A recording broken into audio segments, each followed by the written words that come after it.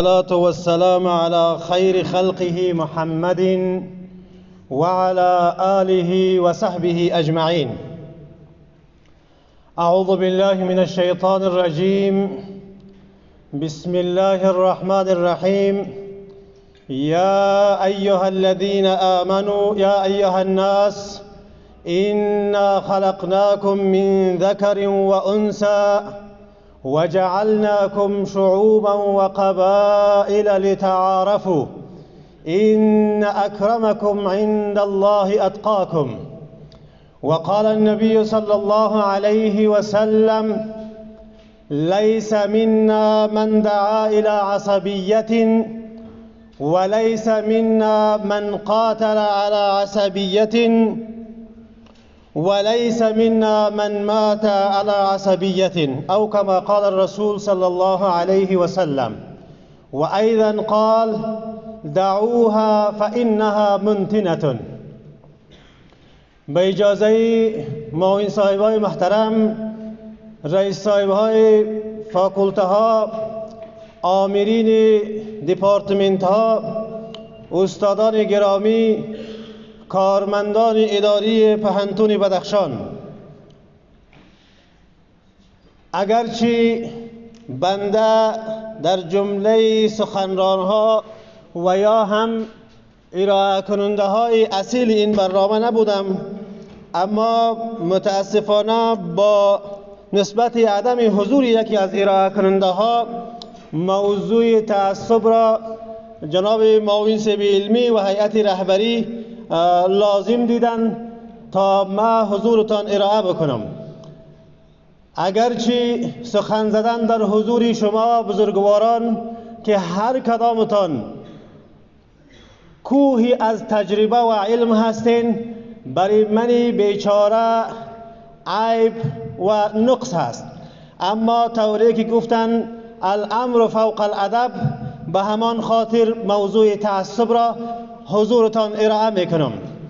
عزیزان گرامی، تعصب با همه انواعش یکی از امراض خیلی ها مهلک و کشنده در جوامع اسلامی بوده و هست. ما میبینیم اکثریت حکومت ها و نظام هایی که سقوط کردن خلافت عثمانی را یکی از دلایل سقوطش موجودیت تعصبات گفتند. به همین خاطر تعصب یک مرض مهلک هست، یک مرضی هست که جوامع را شل می سازد، یک مرضی هست که جوامع را بیکاره می سازد. به همان خاطر در آموزه های دینی، در احادیث گرانبهای پیامبر گرامی صلی الله علیه و سلم و آیات قرآنی تعصب نکوهش شده است، مذمت شده است و هیچ انسانی را شما در روی زمین پیدا نمیکنین، حتی کسانی که متعصب هستند تعصب را یک امر نیکو و یک امر پسندیده بگویند. خودش تعصب را میگه یک امر مذموم هست، یک امر ناپسند است، اما تعصب میکنه. خب این خودش دلیل برای ازی هست که تعصب یک امر پسندیده نیست. شاید هر کدامی از ما و شما، از ما شروع و تا آخرین نفر، هر کدام ما خواسته یا ناخواسته شاید متعصب باشیم. شاید کسایی باشن که اصلا تعصب نداشته باشن، اما تعصب یک برخی مطالعاتی را نشان داده است. استادای بزرگوار اینجا حضور دارند که یک تعداد از علما و دانشمندا به این نظر هستند که تعصب اصلا یک پدیده اجتماعی نیست، یک پدیده هست که در درون انسان نهفته هست. و این وقتی که طفل 5 ساله می شود، از اونجا تعصب شروع می شود. از اونجا این طفل خود مربوط به یک خانواده هستم، میگه ما به یک محل هستم مربوط، به یک ولسوالی هستم، به یک قریه هستم. اما این مسئولیت پدرها، مسئولیت بزرگا هست که مسیر این طفل تغییر بدن.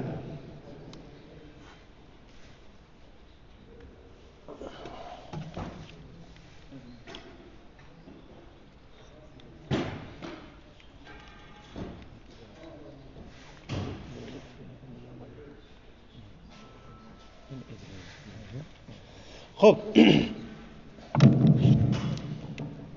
در مرحله اول اگرچه موضوع ما ازرار تعصب است، اما به خاطر از اینکه ما بفهمیم که تعصب چیست باید یک مقدار مفاهیم و اما اساسات ابتدایی از این را بفهمیم که تعصب یعنی چی. تعصب از ریشه عصب گرفته شده یا اعصاب و عصبیت، اینا همشون از یک خانواده هستند و در حقیقت عصب اما رگها یا وریدهایی را گفته می شود که مفاصل انسان با هم پیوند میده، استخوانها و عضلات با هم پیوند میده، اینمی وریدها را به نام عصب یاد میکنند و در کل بدن به طور یک سیستمی پیچیده و به هم پیوسته عمل می نماید که همه از این را ما به نام اعصاب یاد میکنیم. ابن منظور تعصب تعریف میکنه که ان یدعو الرجل الى نصرت عصبته و التعلب معهم على من یناویهم ظالمین او مظلومین. یعنی تعصب است که شخص به کمک قوم خود، قبیله خود، هم زبان خود، هم منطقه خود برود، برابر است که این هم قبیله و هم قوم و هم زبانش ظالم باشه یا مظلوم باشه.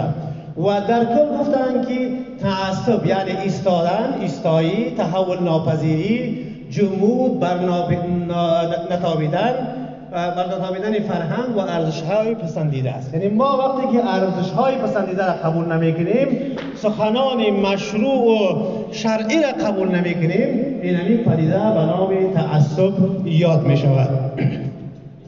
خب از دید اصطلاحیش تعریفات مختلف است. تعریفات هر دانشمند مطابق به امو درک و شرایط جامعه خود، مطابق به امو علم خود تعصب را تعریف کردند.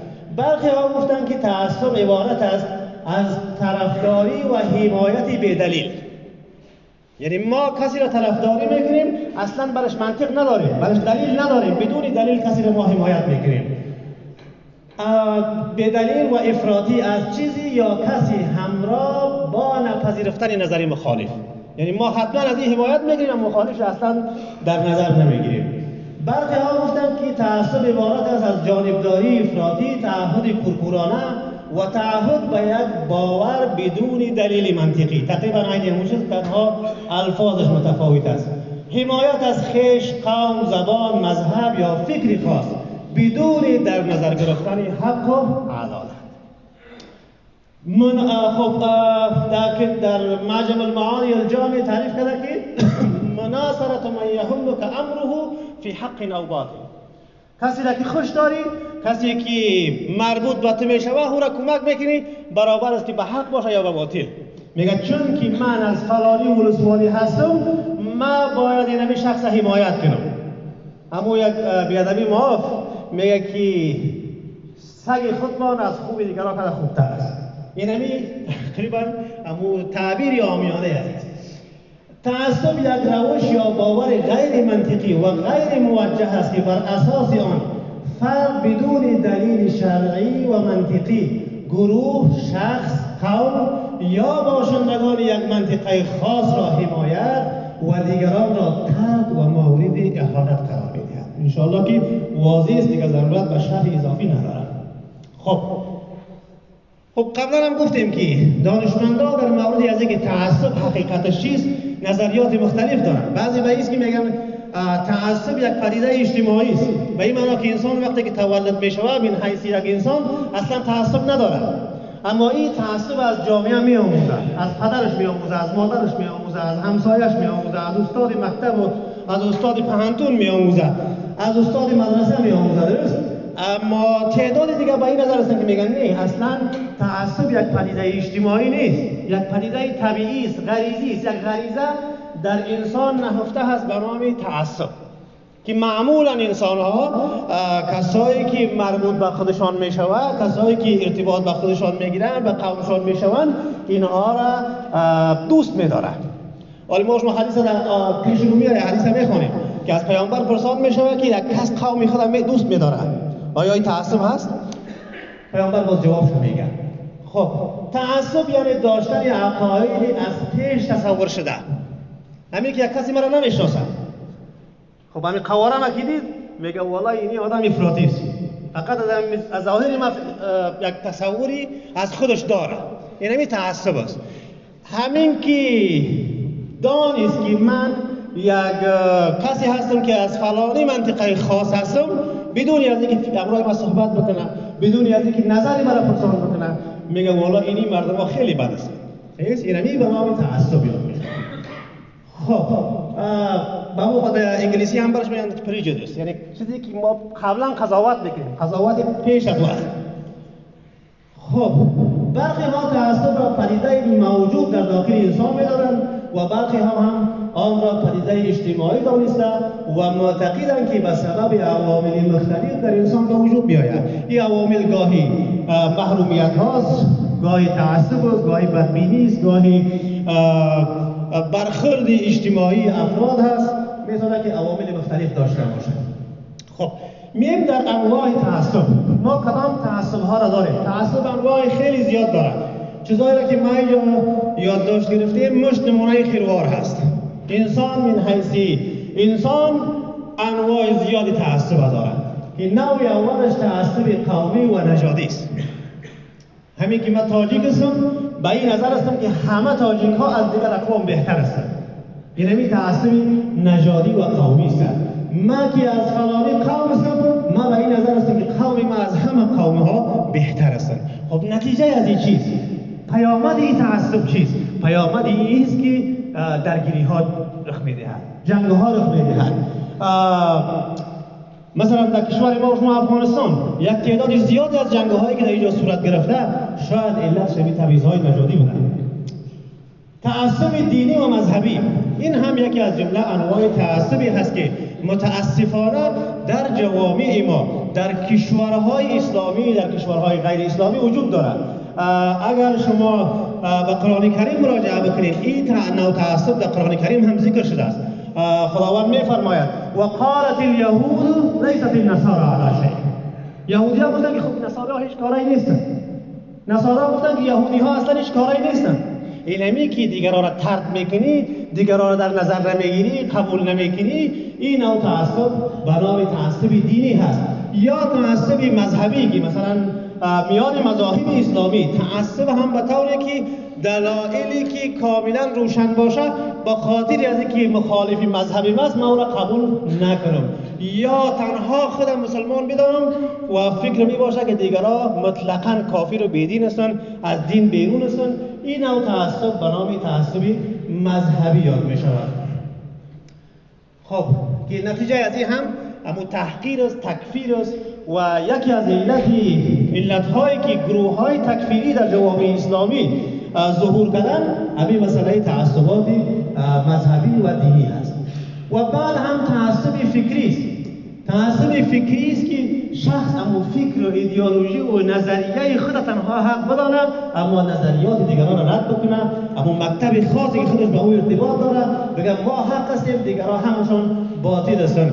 گاهی این مکاتب فلسفی است، گاهی هم مکاتب سیاسی است و گاهی هم مکاتب گروه‌های مختلف. خب تعصب سیاسی هم ما شما نمونه‌هاش زیاد دیدیم، هم در دنیای اسلام هم در دنیای غرب. احزاب سیاسی هر کدامش تنها خود حق میدانند و دیگران را باطل. خب تعصب فرهنگی هم آداب و رسوم. فرض کنید که ما یک تاجیک هستم، یک بلخشی هستم، ما به این باور شوم که همه فرهنگ و عقاید و باورهای بلخشی ها خوب است، بهتر است از دیگر مردم، کاملا طرز است، مردود است. این هم تعصب به نام تعصب فرهنگی است. یعنی ما آداب رسوم خود به احترام میکنیم، به دیگران به احترامی میکنیم. مثلا یک کسی میآید فرض کنید که لهجه بدخشی را توهین میکنه، دیگر لهجه از اینا والا مکمل پیش اینا زیر میخوانند. اینا اگر جدی باشند تعصبی است که تعصب فرهنگی است. یا لباسهای محلی اقوام را مثلا توهین میکنند، از کلا تا لنگی تا دیگران. خب تعصب ورزشی هم متاسفانه در جوامع ما وجود داره. یک کسی را میبینید که طرفدار مثلا فوتبال در ریال مادرید است، یک را مثلا بارسا است، یک دیگه است که اینا با دیگر توهین میکنن، دیگر تحقیر میکنن. این تعصب ورزشی است. حتی درگیری ها رو میان از خود توحید، نفرت برادری. تعصب خانوادگی و قبیلگی، یعنی گفتیم که از بالا به پایان شروع می شود. از همین خانه که تعصب شروع می شود تا جامعه. خب وابستگی خانوادگی قبیلوی اینا همشون طرفداری ناعادلانه از همین خانواده. ما شما اینا شاهد هستیم در قریه و قشلاق ما. مثلا اگر کسی برادری کسی را یک گپ بگه مکمل او جنبه از این میخزه میگه باید ما از این نفر من دفاع کنیم. چرا؟ به خاطر از اینکه مربوط به ما میشه، از قوم ما، از قبیله ما، از همو رشته‌دار ما. این هم تعصب به نام تعصب خانوادگی و قبیله است. و تعصب طبقاتی و اقتصادی، این هم کسایی که غنی و سرمایه‌دار هستند خود بهتر میدانند نسبت به کسایی که فقیر و غریب هستند. خب سوالی است که صادقانه ما قضاوت میکنیم من حیث کسایی که اهل علم و اهل دانش هستیم. به نظرتان زمین انواع تعصبی که ما 8 نوع ذکر کردیم، آیا کدام نوعش هست که ما شما نداشته باشیم در افغانستان؟ تو نداریم. نمیگیم کدامش نداریم، کدامش داریم، کدامش نداریم. متاسفانه من حیث یک جامعه اسلامی، من حیث یک جامعه افغانی، همه انواع از این ما صادقانه اعتراف میکنیم که داریم. شاید برخی ما این انواع تعصب خواسته داشته باشیم، برخی همون ناخواسته. خب بعد میم خب تعصب آیا یک امری پسندیده هست یا نیست؟ ما هم از دید قرآن کریم و هم از دید احادیث نبوی صلی الله علیه و سلم این را بررسی میکنیم. خب آیاتی را که حضورتان در اول شروع برنامه خواندم، خداوند همه انواع تعصب مردود میدونه. میگه که یا ایها الناس، ای مردم، انا خلقناکم من ذکر و انثی، ما شما را از مرد و زن پیدا کردیم. همه شما از آدم و حوا پیدا شدیم. و جعلناکم شعوبا و قبائل، ما شما را به گروه ها و قبیله ها تقسیم کردیم. چرا؟ لتعارفوا، تا که یکدیگر را بشناسیم. تعارف با یکدیگر داشته باشیم. اما این متوجه باشین این قبیله، این قوم ها، این رنگ ها، این نژاد ها، اینها سبب افتخار و فخر کردن و فخر فروشی و بهتری شما نیست. ان اکرمکم عند الله اتقاکم، بهترین شما کسی است که متقی ترین و پرهیزگار ترین است. یعنی ما در این آیت میبینیم که همه انواع تعصب مردود شمرده شده است. خب تعصب مانع پیروی از حق می شود. یعنی اکثرا کسایی که حق قبول نمی کردن علت شدید است که تعصب داشتن. خداوند می فرماید و اذا قیل لهم اتبعوا ما انزل الله قالوا بل نتبع ما الفینا علیه آباءنا. وقتی باشون میگن خب حق پیروی بکنیم، پیروی حق باشیم، میگن ما به حق کار نداریم، چیزی که پدرها و باباهامون کردن ما همون کارو میکنیم. یکی حق چیز ما با او کار نداریم. چرا این کارو میگن؟ اونمون در اول گفتیم طرفداری بدون دلیل، بدون منطق. یعنی همین که پدرم همی کار کرده، یکی دلیل داره نداره، مشروع هست نیست، ما ایرا پیروی میکنم. تعصب سبب تفریقه میشود. خداوند میگه اعوذ بالله من الشیطان الرجیم واعتصموا بحبل الله جمیعا ولا تفرقوا. شما بر رسن خدا چنگ بزنید، تفریقه نکنید. تعصب سبب تفریقه است. یا اینکه خداوند میفرماید ولا تنازعوا فتفشلوا وتذهب ریحکم. شما با یکدیگرتان نزاع نکنید. درست است. قبیله خود دوست می‌داری، دوست داشته باش. هم زبان خود دوست می‌داشته باشی، دوست داشته باش. اما متوجه باش که این سبب جنگ نشود، سبب منازعه نشود، سبب درگیری نشود، سبب پایمالی عداوت در جامعه اسلامی نشود.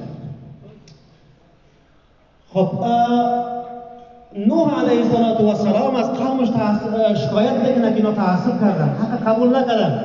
میگه و اینی کلما دعوتهم لتغفر لهم جعلوا اصابعهم فی آذانهم واستغشوا ثيابهم واصروا واستكبروا استكبارا. هر وقت که اینا را دعوت کردم، اینها از بدبینیشان، از تعصبشان به خاطری که حق نشنویم، دستهای خود در گوشاشون انداختن و تکبر کردن، گفتن که ما اصلا به گپای هیچ ضرورت نداریم، ما اصلا که خوب میفهمیم.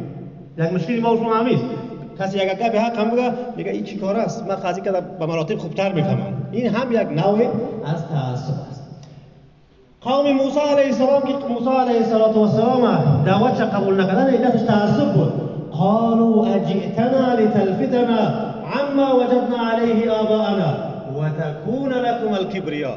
آمده که ما را از چیزی که پدر و اجدادمان با او بود ما را منصرف کنی، کلانی و حکومت و چوکی را از ما بگیری، هرگیز ما را قبول نداریم. یهود و نصارا وقالت اليهود ليست النصارى على شيء وقالت النصارى ليست اليهود على شيء. این همون نوع تعصب مذهبی است، تعصب دینی است که ما شما قبلا با او اشاره کردیم. احادیث نبوی هم خیلی احادیث زیاد است. احادیثی هست که حتی از امو چوکاتی که ما در سخن گفتن داریم از او هم تقریبا به خاطری که خیلی امری مضموم است از او هم بیرون شده. مثلا پیامبر خدا میگه اگر کسی که پدر و بابای خدا تعریف میکنه با اونا افتخار میکنه این کارا بکنید در مقابلش، که یک الفاظی خیلی ها زننده را استفاده میکنه. یا ایها الناس، پیامبر خدا در حجة الوداع میگه یا ایها الناس الا ان ربکم واحد. ای مردم تعصب نداشته باشین، قوم پرستی نجات پرستی نکنین. چرا؟ این ربکم واحد، خداتان یکی است. و این اباکم واحد، پدرتان هم یکی است، آدم علیه السلام. الا لا فضل لعربی علی عجمی، عربی اصلا برای عجمی فضیلت نداره، برتری نداره.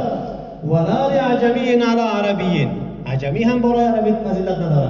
ولا احمر علی اسود، خیر است که رنگش سرخ است، تو سفید پوست از او برای خوب نیستی. خیر است که رنگ پوستش سیاه است، این به این معنی نیست که او بد است کرده. ولا اسود علی احمر، هیچ کسی بالای کسی دیگه فضیلت نداره الا بالتقوا، مگر به تقوا و پرهیزگاری. یا اینکه پیامبر خدا میفرمایند ایاکم والغلو فانما هلك من كان قبلكم بالغلو فی الدین. شما از غلو و افراط در دین جلوگیری کنید. چرا؟ کسایی که قبل از شما بودن به سبب امی غلو و افراط اینا هلاک شدن و از بین رفتن، که یک از انواع غلو امی تعصب هست. یا هم پیامبر خدا میفرماید من قاتل تحت رأیة عمیة یغضب لعصبة او یدعو الى عصبة او ینصر عصبة فقتل فقتلة جاهلیة. کسی که در زیر یک گروهی نامعلوم که معلوم نیست که گروه حق است یا ناحق، این گروه برای چی می جنگه؟ آیا به خاطر اهداف والای دینی می جنگه یا به خاطر اهداف قومی و زبانی و منطقوی؟ کسی که به خاطر از این میره و جنگ میکنه کشته میشوه، فقتلة جاهلیة، قتلی از این کشته شدنی از این کشتن جاهلی هست، هیچ مرتبه و ثوابی در نزد خدا. روزی از روزها پیامبر گرامی صلی الله علیه و سلم یاران خود میشنوه که در مابینشان جنجال است، منازعه هست، سخنای رد بدل میشوه که از اونها بوی تعصب میآید. پیامبر خدا میفرماید دعوها فانها منتنه، شما این سخنای تعصب آمیز ترک کنید، اینها را بگذارید. اصلا نگو که قوم ما چی کاره، قبیله ما چی کاره، منطقه ما این برتری و خوبی را داره. چرا؟ فانها منتنه، از اینها بوی بد میآید، از اینها بوی جنگ میآید، از اینها بوی خیانت میآید، از اینها بوی میآید که کشور منطقه را امت به طرف بربادی و هلاکت میبرد. اگر ما میخواهیم که کشورمون کشوری آباد باشه باید تعصب ترک بکنیم. خب حدیثی که قبلا اشاره کردم پیامبر خدا پرسان میشود که امین العصبیت ان یحب الرجل قومه، آیا از عصبیت و تعصبی هست شمار میرود که یک کس قوم خود دوست بداره؟ پیامبر خدا میفرماید لا، این از جمله تعصب نیست، ولکن من العصبیت ان یعین الرجل قومه علی الظلم. از عصبیت است که قوم خود به ظلم چی میکنه؟ کمک میکنه. میفهمه که در اینمی جا اینمی کسی که از تخار هست بر حق است، این را حمایت نمیکنه. میگه خوب اینمی که از بلخشان هست من باید اینمی را حمایت کنم اگر چی که ناحق هم باشه. اینمی را باید پیامبر چی گفته؟ تعصب گفته. ان یعین الرجل قومه علی الظلم. خب من پیامبر خدا صلی الله علیه و سلم در حدیث دیگر تعصب از جمله نشانه های دوران جاهلیت شمرده است. میگه که من کان فی قلبه حبة من خردل من عصبیت بعثه الله یوم القیامة مع اعراب الجاهلیه. کسی که در دلش به اندازه یک ذره هم تعصب و قومگرایی و نجات پرستی باشد، در روز قیامت خداوند این را همراه اعراب جاهلی که اصلا مسلمان نشده بودن همراه از اونها نشر اگر ما بخواهیم که همراه ابو جهل و ابو لهب حشر شیم باید تعصب کنیم. اگر میخواهیم که همراه ابو بکر صدیق و عمر فاروق و اصحاب کرام حشر شیم باید تعصب کنار بگذاریم. حدیثی که اولا خواندم بردم که لیس منا من دعا الی عصبیت، از جمله ما نیست، ایمان کامل نداره کسی که مردم به طرف عصبیت قوم پرستی دعوت میکنه. ولیس منا من قاتل علی عصبیت، از جمله ما نیست کسی که جنگ میکنه با دیگران به خاطر عصبیت. ولیس منا من مات علی عصبیت، کسی که در همین جنگ قومی، در همین جنگ زبانی، در همین جنگ منطقوی کشته میشوه، لیس منا، این از جمله ما نیست. خب اقوال علما و فقها را ذکر میکنیم که آیا اینا تعصب یک امری پسندیده میدانن یا نه؟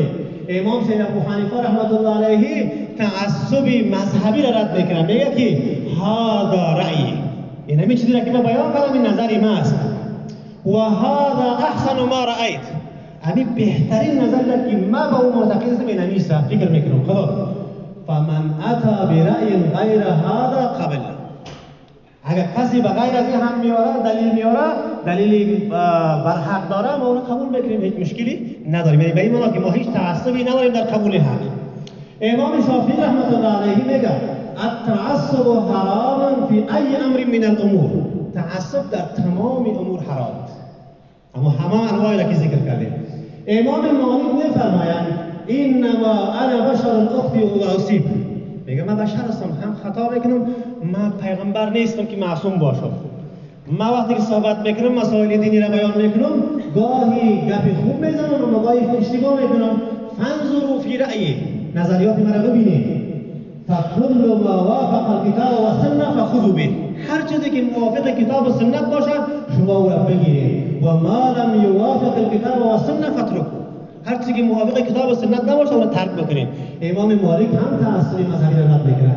امام احمد بن حنبل میفرماید لا تكتبوا عنی شیئا، به خاطر میترسه که نشود که بنوای ما تعصب پیدا کنند، تنها نظریات مرا حق بدانند دیگران را باطل. میگه از من هیچ چیزی را نوشته نکنید. ولا تقلدونی، مرا تقلید هم نکنید. ولا تقلدوا فلانا و فلانا، فلانی و فلانی را هم تقلید نکنید. و خذوا من حیث اخذوا، میگه بجای از اینکه شما اونا را تقلید کنید، اما مسائلی را که اونا از امو منابعی که گرفتن شما هم برید از امو منابع مسائل دینی را بگیرید. و همچنان امام احمد میگه که من تعصب لاحد فقد ضیع دینه، هر کسی که تعصب میکنه دین خود ضایع ساخته است. پس تعصب از اقوال ائمه کرام، امامای چهارگانه به این نتیجه رسیدیم که تعصب یک امری پسندیده نیست. امام غزالی میگه التعصب مرض یقوم به النفس و هو اعظم الامراض حتی یصیر للعقل کالجذام للبدن. میگه تعصب بزرگترین مرضی است که یک انسان با او مصاب میشود. ابن خلدون میگه التعصب من اکبر الاسباب فی فساد المجتمعات و الدول، تعصب از بزرگترین مصیبت‌های کشورها، جوامع و دولت‌هاست. امام ابن رشد میگه التعصب یمنع الانسان من استخدام عقله بحریته، تعصب انسان از همون تفکر انتقادی، از آزاد اندیشی منع میکند. و هو من اکبر العقبات امام الفلسفه والعلم، و این از بزرگترین موانع در برابر فلسفه و علم است، چون که خودش فیلسوف بود و او قاضی با فلسفه را ذکر کرد. خب امام تفتزانی میگه التعصب یقطع علی العقول و عنده همینجا فکر عبارتش مانده که خب عبارت هدفش چیست که تعصب برای قلبها پرده میاندازد و این قلبهایی که در سینه چشمها را کور نمیکنه، اما قلبها را چی میکنه؟ کور میسازه. امام شوکانی میگه المتعصب و این کان بصرا صحیحا فبصیرته عمیاء و اذنه عن سماع الحق صماء. متعصب میگه اگر چشمای کلام داشته باشه خوب ببینه هم در حقیقت کور است. خب عوامل تعصب، چرا ما تعصب میکنیم؟ علت چیست؟ چرا ما با تعصب روی میاریم؟ اولین علت تعصب تکبر است که میگن که ما هم به این نظریم که اولین کسی که متعصب بود ابلیس است. و همون خاطر تکبر هم کرده. وقتی گفتن که با حضرت آدم سجده کن، گفت که نه، انا خیر منه، من از او چیکار هستم؟ بهتر هستم. من آتش پیدا شدم و خلقته من طین، و از خاک است. اولین عامل تکبر تعصب تکبر است. دومش علاقه بیش از حد به مال و ثروت. یک تعداد کسایی که در سیاست هستند، کسایی که سیاستمدارا هستند، بزرگ هستند، زمامدارای دولت ها هستند، اینا به خاطر از اینکه مقام به دست بیارن، مال به دست بیارن، دارایی به دست بیارن، از تعصب یگانه راه میرونن برای خود. ما شما در گذشته دیدیم مثلا احزاب سیاسی ایجاد شده بود در اساس قوم. اینا چی میکردن؟ از همون قوم خود استفاده میکردن تا که به یک وزارت، به یک مقام برسن. تقلید کورکورانه این هم یکی از جمله عوامل تعصب است. علاقه شدید به زبان، قوم و منطقه. صحیح؟ این هم یک از جمله عواملی است که ما را به تعصب میکشاند. پایان بودن سطح فرهنگ و دانش جامعه، این هم یک از جمله عوامل تعصب است.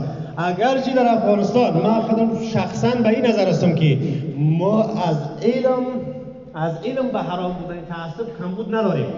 یعنی همه کسایی که تعصب میکنن میفهمن که تعصب از دید شرعی حرام است، اما تعصب میکنن. یعنی ما از علم شاید کمبود نداشته باشیم، کمبودی بیشتری ما از همه است. خداست پیدا کردن اشخاص در نزد جامعه، اشخاص بیخی معصوم میفهمن، فکر میکنن که اینمی آدمی را که ما رئیس ما است، هر چیزی که اینمی آدم میگه حق است و ما باید این را پیروی کنیم. پس این هم یکی از جمله عوامل تعصب است. انزوای اجتماعی و فکری. گاه یک شخص رو در حالتی میبینن که خب به غیر از اینکه به تعصبات دامن نزنه، راهی برای پیشرفتش وجود نداره. میبینه که خب من از این چوکی پس میشم، میگه والا اینی مردم متعصب هستن، میخوان که بعد از این چوکی پس بکنن. یک تعداد قومای خود هم زبانا و هم منطقه خود میکشانن تا که خود در اون چوکی ابقا بکنن. این هم یکی از جمله عوامل تعصب است که شخص اضرار تعصب. چه ضررهایی را تعصب به جامعه میارد؟ اولش همین که دوری از حق. وقتی که ما تعصب داشته باشیم، نه خوبی یک قوم میبینیم، نه خوبی یک زبان میبینیم، نه خوبی یک فرهنگ میبینیم، نه خوبی یک مذهب میبینیم. هر چیزی که میبینیم در پیش رومون بد معلوم میشه. از بین رفتن بافت و نظم اجتماعی، همین که تاجیک با ازبک نفرت داشت، ازبک با پشتون نفرت داشت، هزاره با ازبک و تاجیک و پشتون نفرت داشت، این اما بافت اجتماعی، تشکیل اجتماعی، ساختار جامعه ما از بین میره. کاهش روابط اجتماعی. خب یک چیز جالبی که در افغانستان ما شما داریم است که اکثر بی‌سوادا تعصب ندارند. تعصب معمولا در مابین نخبه هاست. نخبه ها کیستن؟ نخبه ها کسایی هستند که باسواد هستند، تحصیل کرده هستند، مثل ما وری استادای پانتون هستند. ما متعصب هستیم. میبینین که یک پشتون است رفته با یک دختری ازبک و تاجیک هزاره ازدواج کرده. یک هزاره رفته یک دختر پشتون کرده. اصلا تعصب نداره. اگر تعصب می‌داشت حتما هیچگاه ازدواج نمی‌کرد. اما اشخاص الیت و نخبه با تعصب داره. ایجاد حس بدبینی در دیگران. این هم یک از جمله اضرار تعصب است. که من اگر وقت تعصب داشته باشم، بازی برادر خود خشمگین نمیشم. میگم والا چون کی از فلانی منطقه است و اون خاطر خوب نیست، من امروز از این نمیتونم بشینم یک جایی. ایجاد تفرقه و دشمنی در میان جامعه، این هم یکی از جمله اما اضرارش است. بدی ساختن پیشرفت و توسعه جامعه. به جایی که ما در فکر پیشرفت کشورمان باشیم، منطقه‌مان باشیم، در فکری از این باشه که سرک‌ها ساخته شود، پانتون‌ها ساخته شود، در پانتون‌ها فاکولته‌های جدید ایجاد شود، ما به فکری از این بشیم که کدام قوم باید در این پانتون بیشتر باشد، از کدام ولسوالی باید نفر در اینجا بیشتر باشد. نقض عدالت اجتماعی و حقوق شرعی و قانونی افراد. همین حق ما است من حیث یک مسلمان، من حیث یک تبع افغانستان که مثل دیگرها در هر بستی از بسته‌هایی که اعلان می‌شود خود کاندید بکنم. وقتی که تعصب میآید این حق ما از من میگیره. نفر میآید همون قوم خود و وطندار خود همزبان و همفرهنگ خود استخدام میکنه. ازدیاد و ایجاد خشونت. معمولا وقتی که بدبینی ایجاد شده، بدبینی‌ها میروند به جنگ و باز سبب ازدیاد خشونت میشه. ایجاد دشمنی و نفاق در جامعه. سبب سوء مدیریت در اداره‌ای که آنجا تعصب است. یعنی هر بار در اداره تعصب بود، باز اشخاص همون کسانی تعیین میکنن که ناکارانه ترین هستن، همون ضرر نصر قبلی که میگه که بدترین خود حمایت میکنم اما خوبترین دیگران را استعداد شکنی و نادیده گرفتن تخصصی افراد جامعه. یک شخص متخصص است، داناست، دانشمند است، تحصیل کرده است، 16 سال تحصیل کرده به درجه لیسانس و ماستری رسیده، او آدم بیکار است اما کسی دیگری که فلانی خان میشناسن او استخدام میشه. خب منجر به خودخواهی، خودستایی، خودمحوری، خودبزرگبینی و در مقیاس گروهی به ناسیونالیسم، ریسیسم و فاشیسم منتهی می شود. یعنی اینها همشان از همون ازرار تعصب هست که جوامع را از بین میبرد. خب اشخاصی متعصب کدام ویژگی ها را دارند؟ خودمون بشناسیم. خب اولین ویژگیش هست که انتقاد پذیر نیست. وقتی که انتقادش کنید در بار گردن میپنده، عکس العمل شدید نشان میده، آماده به جنگ میشوه، آماده به انتقام گیری میشوه. خب قید کار دارم باز این گپا رو باز استفاده میکنه. پافشاری زیاد روی انجام یا عدم انجام کاری، چون که تعصب داره میگه این کار باید شود. من میگه لیگ ما یک مرد داره، حالا مرد ما یک لیگ داره. خب از این چی میکنن؟ استفاده میکنن. خود بزرگبینی یعنی همیشه خود از دیگران خود چی میدونن؟ خوبتر میدونن. خودشیفتگی علاقمند خودشون میگه والا از من دیگه هیچ کسی داناتر نیست. نجات پرستی یکی از ویژگی های دیگرش. داشتن رفتار و افکار فاشیستی، پیش داوری و قضاوت زود هنگام. مثلا که قبلا هم یادآور شدیم نفر هیچ نمیشناسه میگه همین که شنوید که از فلانی ولسوالی است میگه والا انسانی بد است. انعطاف ناپذیری یعنی در مقابل انجام کارها عدم انجام کارها اصلا انعطاف در نظر نمیگیره، همیشه بالای حرف خودش تاکید داره. خب یک سوال است میشه که دوستا همین سوال اگر کسی که در ذهنش باشه که آیا ما تعصبی پسندیده داریم یا نه؟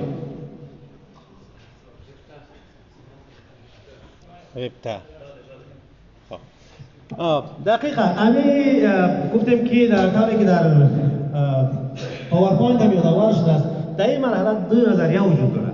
یک نظریه است که همین میگه اصلا تعصب خوب نداره، نفس تعصب بد است. اگر بد نمی بود هیچگاه پیامبر نمیگفت که لیس منا من دعا الی عصبیت و قاتل علی عصبیت و مات علی عصبیت. اگر عصبیت خوب بشد هیچگاه پیامبر این قسم یک چیزی را نمیگفت که دعوها فانها منتنه که بدبود آیرش ما ترک بکنیم. چرا؟ به خاطر از اینکه ما تعریف تعصب گفتیم که وابستگی غیر منطقی، شرط غیر منطقی رو تعریف داشتیم قید شد و این معنی که دیگه تعصب خوب نیست. وقتی غیر منطقی بود کارهای غیر منطقی اصلا خوبی نداره. خب اینا نظرشون به این که میگن اصلا تعصبی پسندیده وجود نداره. نظریه دوم طوری که استاد محترم اشاره کردن، ما میگن که ما دو نوع تعصب داریم. یکی تعصبی ممدوح است یعنی پسندیده است و یکی تعصبی مذموم است. تعصب ممدوح است که مثلا تعصبات ملی، فرض کنید که ما و شما هممون اگر بشنویم که پاکستان برای افغانستان حمله کرده هممون همون تعصبمون و وطن دوستیمون یا هر چیزی که برش میگیم جریحه دار میشه و میگیم که خب اگر برمان مهیا شود فلانی فردا سلاح خود گرفته میریم امروز پاکستان جنگ میکنیم. صحیح؟ این چیز از تعصبی ممدوح هست میگن. یعنی دفاع مثلا تعصبات ملی در برابر اجنبی ها، در برابر دفاع از خودش، از قابلش، از حزبش، از قومش و ملتش، در آخرش یک قید داره اما مشروط بر آن که در موضوع حق باشه. کشور ما اگر بر حق باشه جنگ کردن به خاطرش با تعصب نیست، این تعصبی ممدوح یا پسندیده میگن. خب و تعصب مذموم که شامل طرفداری و وابستگی نادرست به قوم، قبیله و منطقه. خب راههای مبارزه با تعصب کدام هستند؟ چطور ما با تعصب مبارزه کنیم؟ آیا با بیان کردن ازی، با شنیدن ازی در سمینارها و کنفرانس ها ما می‌تونیم تعصب از کشور ما ریشه کن کنیم؟ در اینجا چند راهکار پیشنهاد شده. اول همین که آگاهی دهی دینی برای جامعه در مورد تعصب، برای افراد، برای سیاسیون، برای کسایی که به نحوی از آنها دچار تعصب هستند آگاهی دهی دینی شود. راهکار دوم هم آگاهی دهی جامعه از حقوق شرعی و قانونیشان.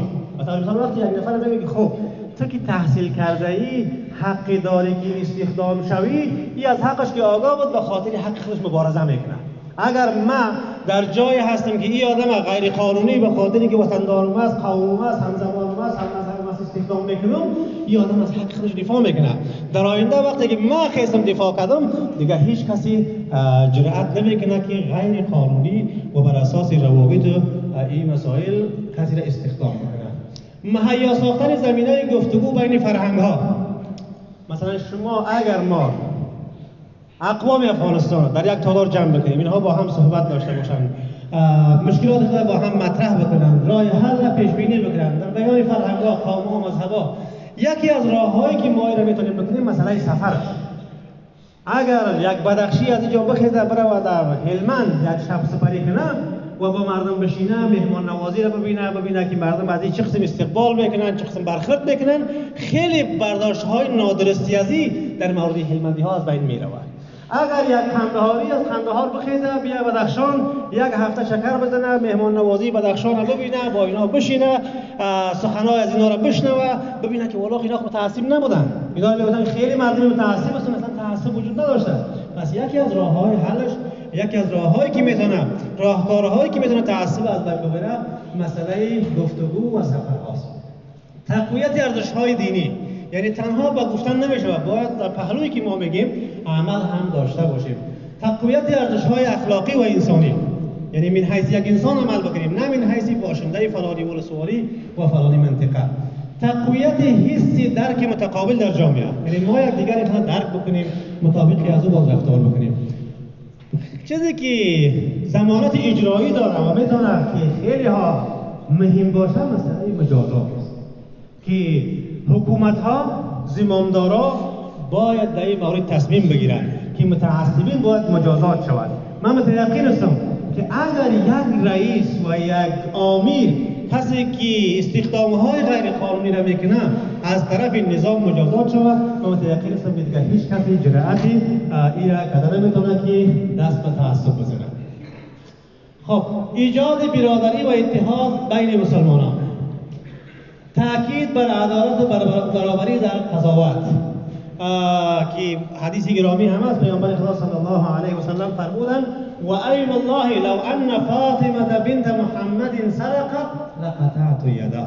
وقتی که میان پیش پیامبر سفارش میکنن که فلانی نفر دستش قطع نشود، پیامبر قسم یاد میکنه که اگر فاطمه که دخترم است دزدی کنه دستش قطع میکنه. این اونمو مسئله عدالت است که هرگاه عدالت در جامعه موجود باشه، دیگر جایی برای تعصب باقی نمیماند. ترویج فرهنگ گفتگو و پذیرش نقد.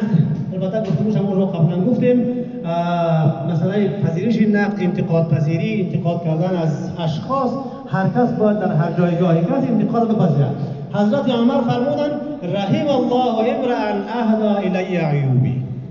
خلیفه هم بودن گفتن خدا کسی رحم کنه که برای من عیبامو میگه. چرا اگر از عیبای من بگم من اصلاحشون میکنم، اگر عیبا رو نگن این عیبا هم تو نااصلاح شده باقی میمونند. جایگزینی ارزش‌های اخلاقی و جای تعصبات قومی، یعنی بجای از اینکه ما تعصب نکنیم باید ارزش‌های اخلاقی را بگذاریم جایش. این اکرمکم عند الله اتقاکم. خب این شکل ماهی جنجالی است. نمونه‌های از تعصب، خب اینا برداشت‌های مثلا شاید اشتباه باشه، جایی شاید اشتباه نباشه.